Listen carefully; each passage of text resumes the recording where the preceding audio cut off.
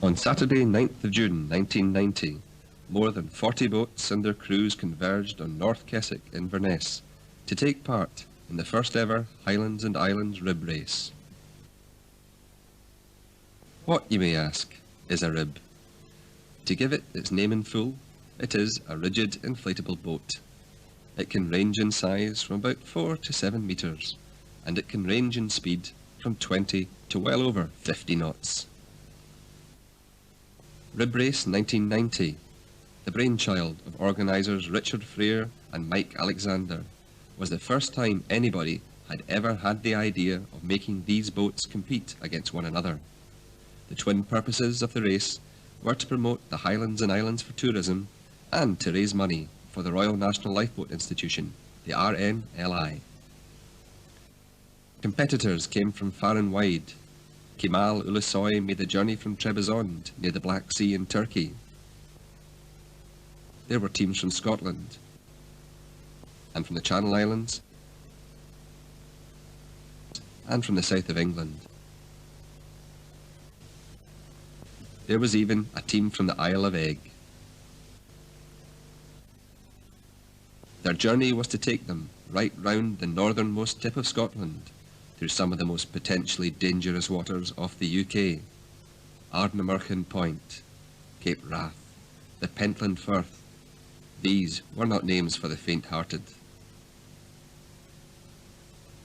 Once the ribs had been checked for safety, and the scrutineer had established that they were all seaworthy and that the competitors had the right kind of helmets, the flotilla headed towards Loch Ness for the time trials, an essential part of any Grand Prix. Who would be the fastest?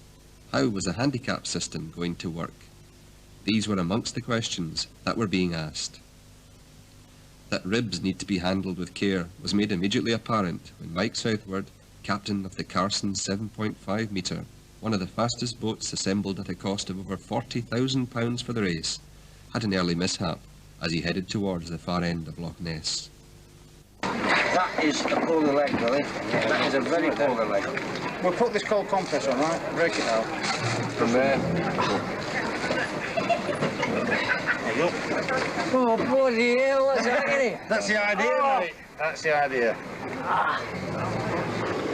We're heading for the finishing line, which we weren't 100% sure of, and one of the guys in the crew said, "That's not it, it's over there." I hung her right on the boat, and she went round so quickly that I came out of the boat, and so did Billy. The race proper started at Corpach, under the shadow of Ben Nevis on Monday morning. Already a feeling of camaraderie was being fostered. The ribs sped off, heading towards Oban.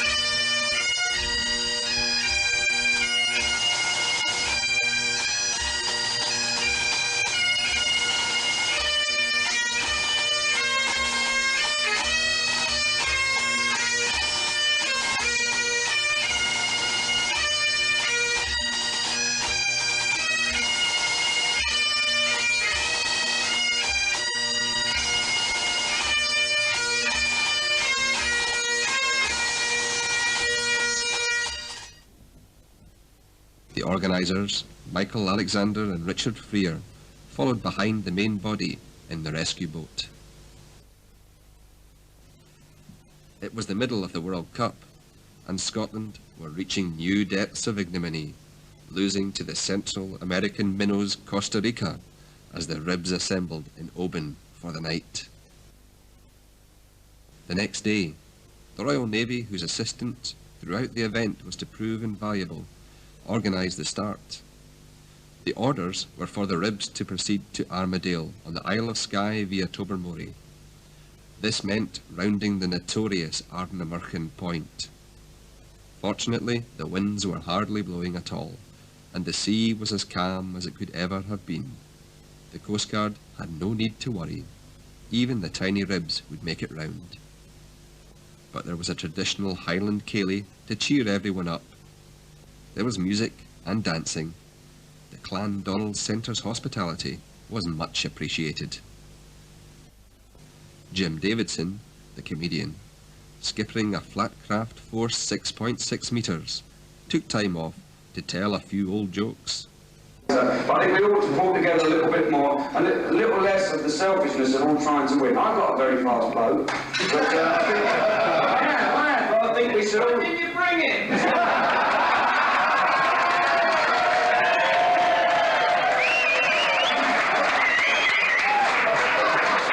Well, because it's very expensive, and I was worried about the exposure of the weather. Silly me, I could have parked it in your mouth. I'm Scottish. My father was, he died last year. He had the last laugh, and he used to drink a bottle of whiskey a day and then got himself cremated. We all stood back when they lit the fire. My great-grandfather, Hamish Davidson, he died of asbestos poisoning. 18 hours to cremate that.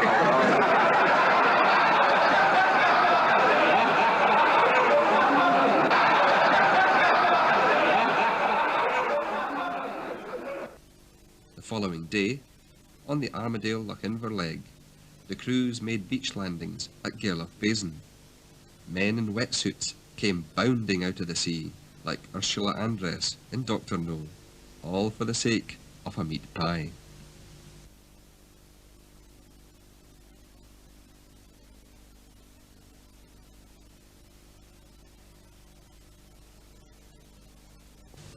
Cape Wrath, potentially the roughest coastal water in Britain, where many sailors had lost their lives, and the Navy were taking no chances.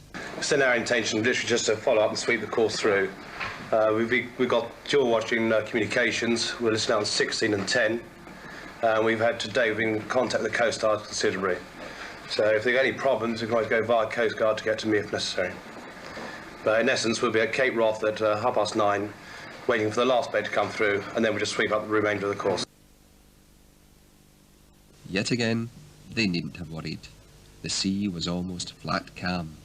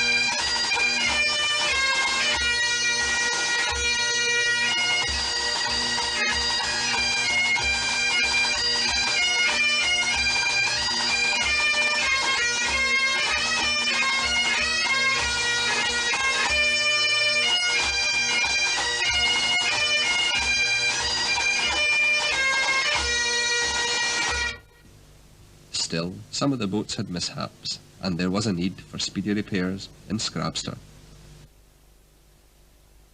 The final day beckoned. The last part of the journey was to take the ribs from Scrabster all the way back to Inverness, via John O'Groats and Duncansby Head. 500 miles in 6 days, and North Keswick was in sight once again.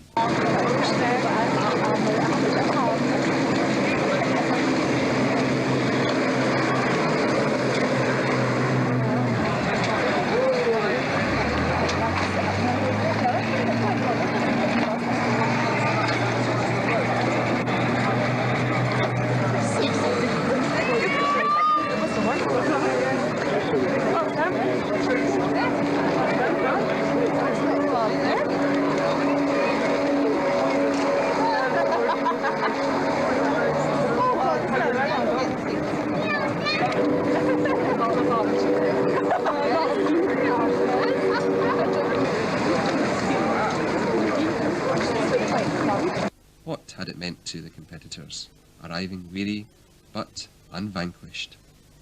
Well, it's been interesting to see so many auks and puffins, and I'm rather relieved because, you know, one felt they were declining, and there aren't so many down further south, but over the north coast there are huge numbers. It was a great experience. I've done the 2 round Britons and London Monte Carlo, and that was actually infinitely more inspiring and enjoyable, really, as you wind your way through the sublime landscape on the northwest. Halfway around Penton Firth, our compass went, my chart blew overboard, our radio went, my fuel gauge went, everything went wrong. But we're here, it's okay, it's not a problem. Cheers. Leslie, that's what we've been through. Leslie. The best thing of all was, as we were about 20 miles off this place, North Keswick, a helicopter from RAF Lossiemouth turned up on behalf, because we're supporting the Benevolent Fund. A helicopter turned up and escorted us the whole way. I can't tell you what a sight it was. It was absolutely amazing. I think I've aged about 10 years in 5 days, but I'm very glad that they were successful.